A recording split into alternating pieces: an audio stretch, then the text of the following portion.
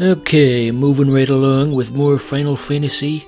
Let us continue on this nostalgic journey into the distant past, and we can gaze upon this symbol of a different time, a better time arguably, a time in which not everyone had a computer, a time in which an elderly man with Alzheimer's disease was the most important person in the world. Better times? Perhaps. I wouldn't know. I wasn't there.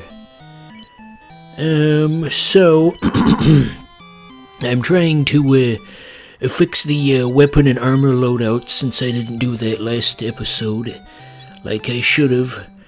I apologize for being so damn stupid last episode. I was doing my impression of Aaron Hansen. It's just too easy to fall back on that. So, each class in the game has a specific set of weapons and armor that they can and can't equip, and if you try to give them something that they're not compatible with, they will just outright reject it. And of course they don't tell you any of this in advance. As I'm sure you're well aware, NES games were quite obtuse, which was the style at the time. They expected you to figure everything out for yourself. And honestly, I kinda preferred it that way.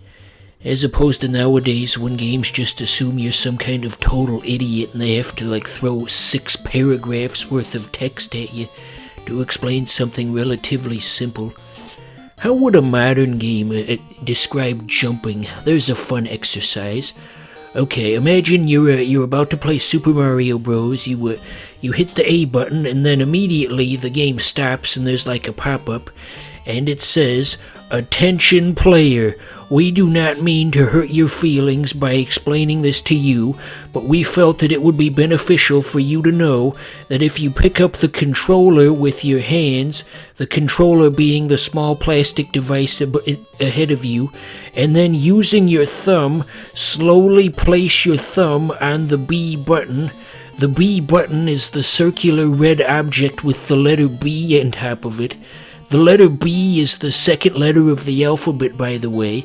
Yes, take your thumb and press it upon the button, and this will trigger a reaction in the NES in which it will send an electrical impulse to the TV, which will cause the sprite of the small Italian-American man on screen to jump into the air. This can be used in the game for various purposes.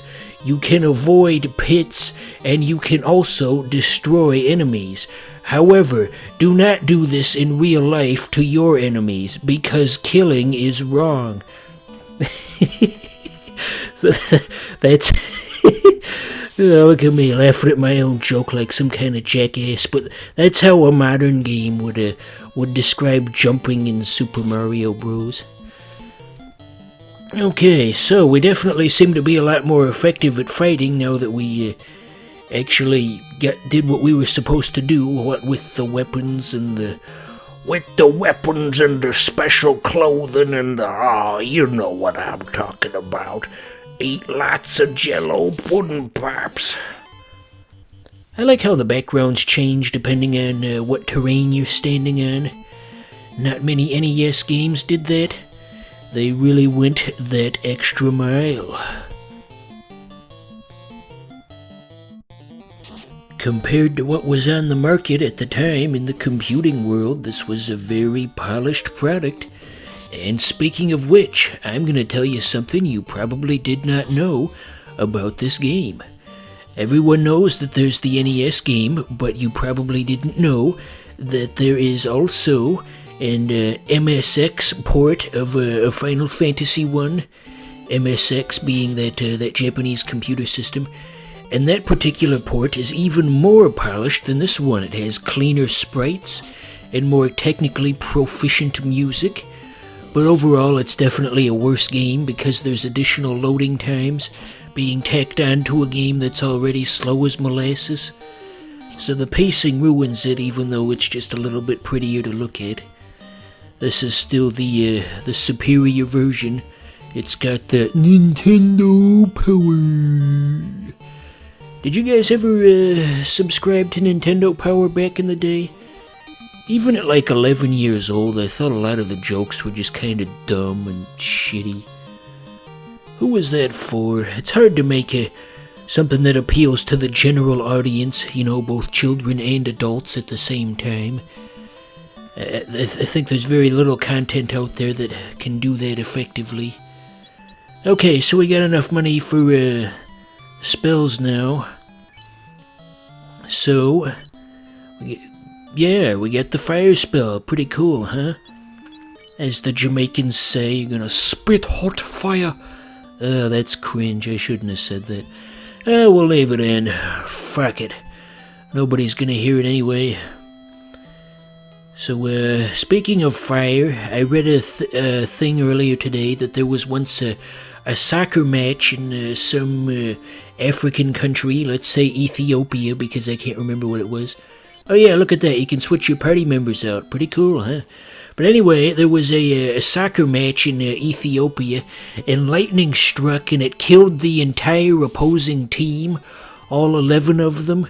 And somebody had a comment in there that just kind of struck me as funny, even though it was a horrible situation. They were saying, geez, I know the living conditions in Ethiopia aren't the best, but I don't think it's really so bad that it's just a normal expectation that 11 people would just burst into flames in the middle of a soccer match. It was a lot funnier when he said it. You'll just have to take my word for it. How many jokes have I ruined? How many bugs in a box? Did you guys ever play How Many Bugs in a Box? That's a classic right there. So now we're going to the spooky castle. Ooh. That's mean. I shouldn't do that. What if Barbara Streisand sees this somehow? What if Barbara Streisand gets 7 minutes deep into the second episode of a Final Fantasy Let's Play on a channel with 50 subscribers? What then? There's that cool fire spell, huh? Look at that. 48 damage. That's crazy. As Blaze the movie fan... Yeah, Blaze the movie fan says, you are fucking awesome. What is Blaze the movie fan up to lately? He's my favorite Icelandic man of questionable mental health who reviews movies in front of a low-quality webcam. That is a very specific classification. Is there another channel that also fits that? That's my second favorite? What a preposterous thing to say. So, I really like what they did with the enemy design in this game. Since this was the first one, I feel like they could have just kind of half-assed it and gotten away with a bunch of generic enemy designs. You know, just making it like a basic Dungeons and Dragons type game. But no, they went the other mile. They made things creative and interesting. I keep stumbling over all of my words. Instead of interesting, I said interesting just now. Hope I don't have some sort of horrible mental illness that's it's slowly eating away at the part of my brain that processes language. That would not be good, because then you, the audience, wouldn't get to watch these funny Let's Plays. That would be the biggest loss if I were to die, if I were to let go of the grass.